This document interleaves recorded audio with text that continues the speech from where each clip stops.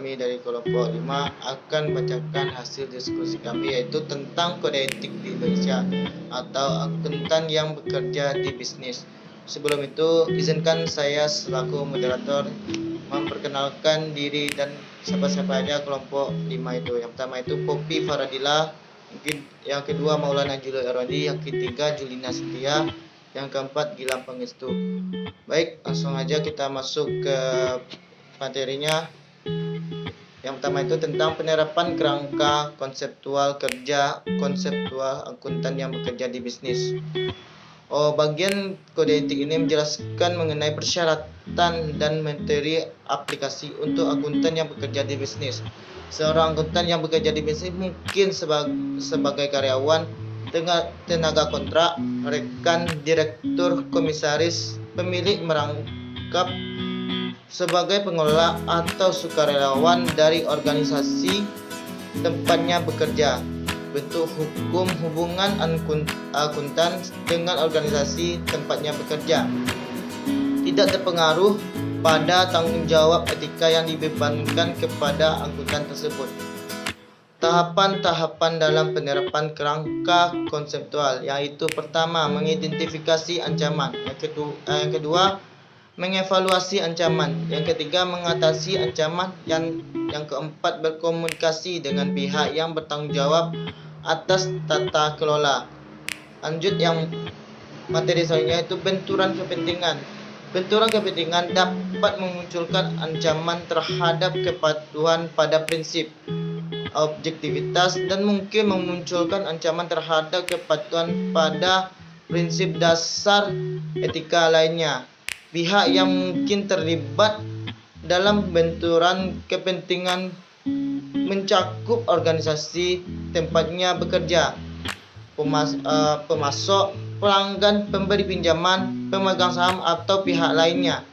Akuntan dilarang membiarkan benturan kepentingan mengomporikan pertimbangan profesional atau bisnis. Tahapan-tahapan dari benturan kepentingan, yaitu mengidentifikasi benturan. Yang kedua, pengungkapan dan persetujuan. C. Penyusunan dan penyajian informasi. Dalam hal ini, penyusunan atau penyajian informasi keuangan mungkin memunculkan ancaman kepentingan pribadi, ancaman intimidasi atau ancaman lainnya terhadap kepatuhan pada satu atau lebih dari prinsip dasar etika. Informasi tersebut mungkin membantu para pemangku kepentingan dalam memahami dan mengevaluasi aspek-aspek organisasi tempatnya bekerja dan membuat keputusan untuk membuat organisasi tempatnya bekerja.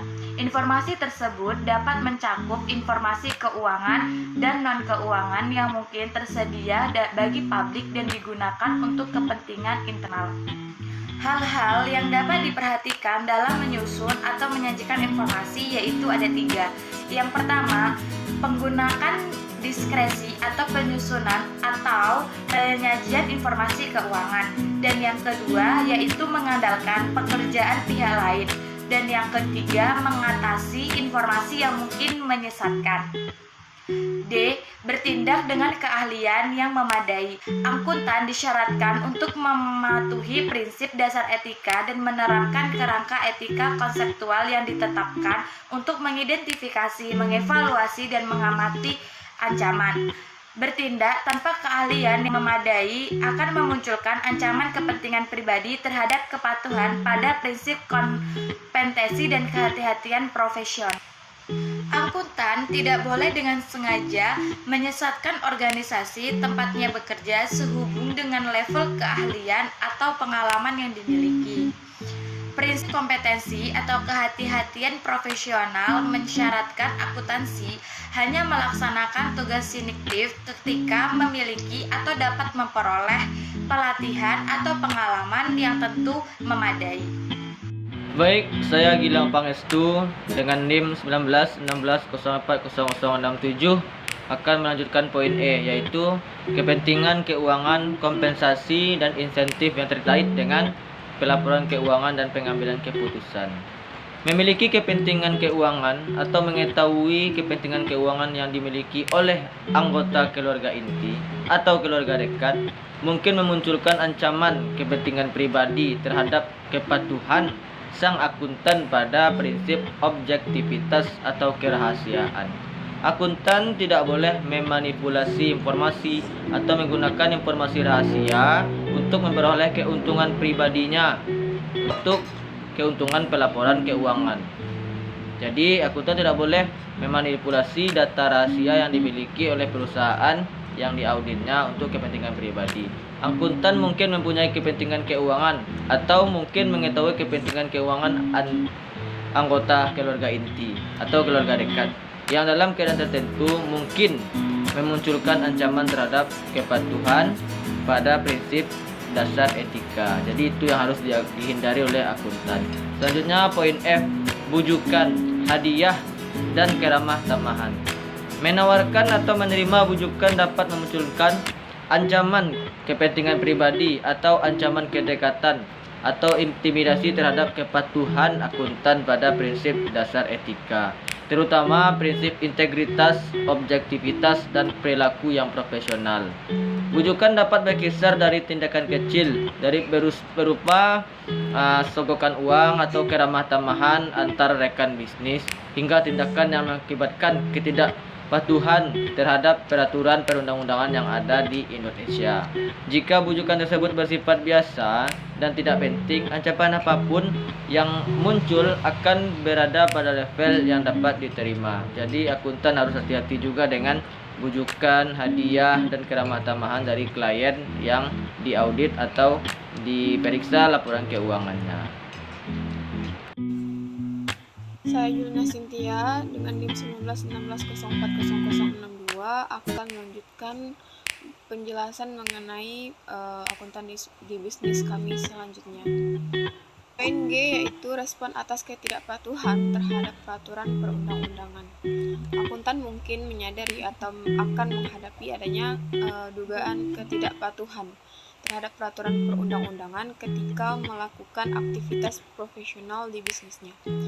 Ketidakpatuhan itu dapat mengakibatkan denda, ligitasi, atau konsekuensi lain bagi organisasi tempatnya bekerja. Terlebih lagi, ketidakpatuhan akuntan terhadap perundang-undangan ini juga bisa berdampak terhadap kepentingan publik yang lebih luas, yang juga memunculkan bahaya bagi para investor, kreditor karyawan, dan masyarakat umum. Dalam hal ini terdapat setidaknya 2 tanggung jawab. Yang pertama yaitu tanggung jawab semua akuntan, di mana ketika akuntan menyadari suatu permasalahan ada di dalam organisasi tersebut, langkah yang akuntan ambil adalah untuk mematuhi ini harus dilakukan secara tepat waktu. Yang kedua yaitu tanggung jawab akuntan senior yang bekerja di bisnis. Akuntan senior yang dimaksud di sini ialah bisa jadi direktur atau komisaris maupun pejabat eksekutif atau karyawan senior yang mana mampu memberikan pengaruh signifikan dan membuat keputusan yang berguna untuk organisasinya.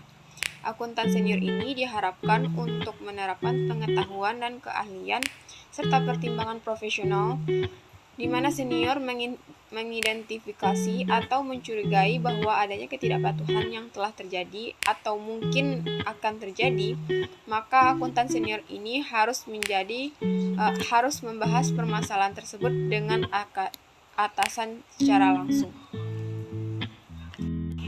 Poin yang terakhir yaitu poin H adalah tekanan untuk melanggar prinsip dasar etika, di mana di dalam melakukan aktivitas profesionalnya di dalam bisnis mungkin saja ada tekanan yang akan diterima atau diberikan kepada akuntan ini untuk mematuhi suatu prinsip dasar etika yang mana tindakan ini mungkin saja bisa memunculkan ancaman intimidasi maupun ancaman lain.